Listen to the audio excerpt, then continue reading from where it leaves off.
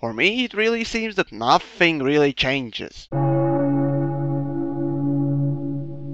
Nowadays, poor Infiltrator is drowning in his own pool of urine. Still, somehow at launch this class was worse off. But what has really changed since then? Well, I clearly remember that recon darts didn't work for 5 or 6 months after launch. Well, this class only had one automatic weapon and only use for it on the field was terminal hacking and Sunday deployment inside the towers or AM stations. But now, at least we have reliable recon and more automatic weapons, but due to no deploy zones, hacking can might as well commit suicide. I know I've been using the dead horse analogy quite often, but how can you not? Well, how about this? Let's use rotting roadkill raccoon instead. This time, its name is EMP.